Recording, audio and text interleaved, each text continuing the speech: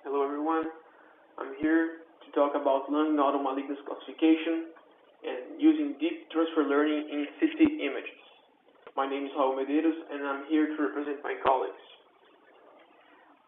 Our work can be divided into 10 steps, but also can be divided into 3 branches, X, Y, and Z, A, B, and C, and 1, 2, 3, and 4, where the X, Y, and Z are how we process our data set, A, B, and C is our approach itself, and 1, 2, 3, and 4 is our how we evaluate our work.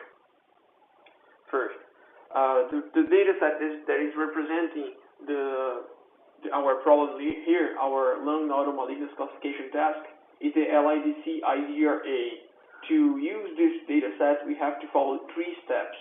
First, we have to process their annotations. After that, we have to extract the images from the exams. Then, we have to process these images. Each exam of our data set has an XML file associated. In this XML file, you will find the medical annotations from 4 doctors. As these doctors are seeing the same exams, it's expected to see redundant annotations, more than 1 annotation per nodule. So we have to merge these annotations referring to the same nodule to go to the next step, where we pick up the centroid of each one of these notations, we place them inside of the exam, we crop a volume of interest, and then we take different planes to compose a 3-channel image. These images are also have their mean removed and their values normalized by their standard deviation.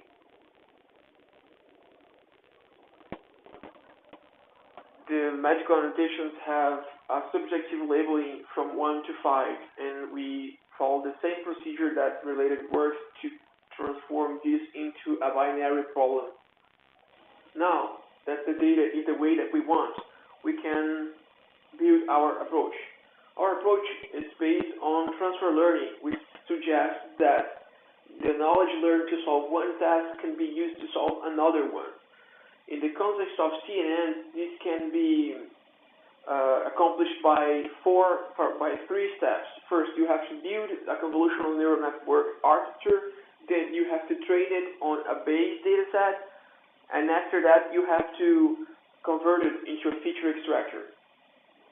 To evaluate this approach, you have to use this extractor to build a new data set. Then you have to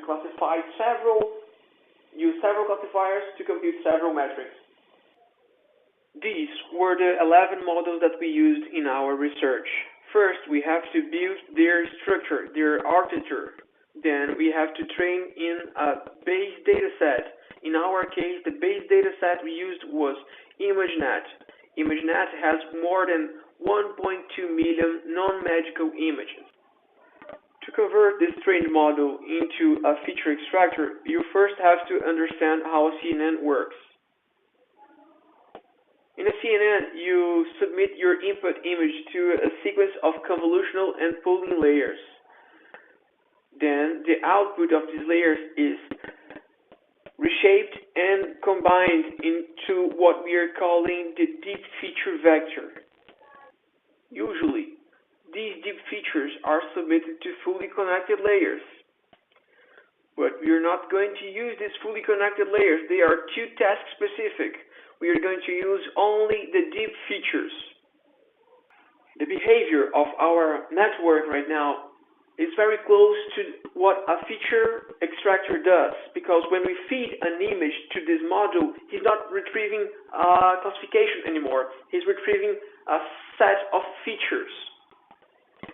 So what we have to do right now is we have to apply this deep feature extractor to our whole data set, to our target data set, the LIDC IDRI data set, and build a new representation of this data set, a new data set.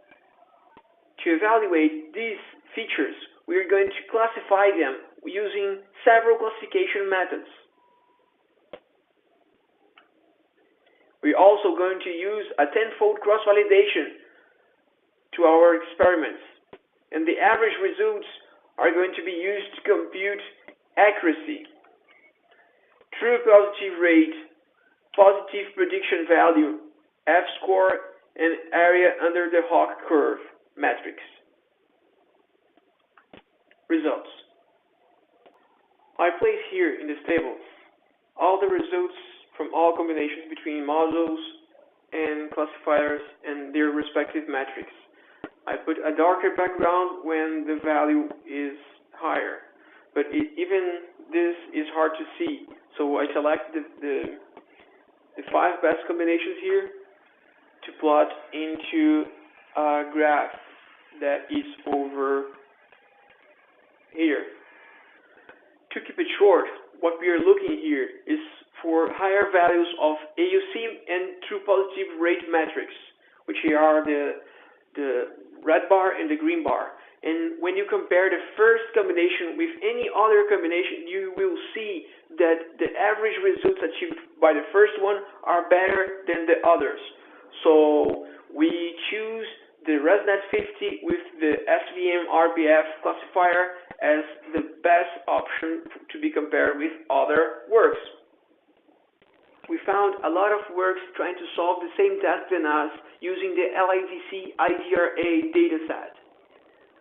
However, most of these works only use a subset of the dataset. So we're going to compare our results with the works that were tested on more than 1,000 nodules. Our approach achieved the best value of AUC metrics among all the compared works. It's likely better than the second one, but we also have a true positive rate much higher than theirs, and much higher than the fourth approach, where we also have an accuracy much higher than theirs. Despite of having lower accuracy than some works, these works rely only on accuracy, which is not so trustable, especially in balanced data sets like this one. And I'm not saying that their results are not good, but we need further information to compare our approaches.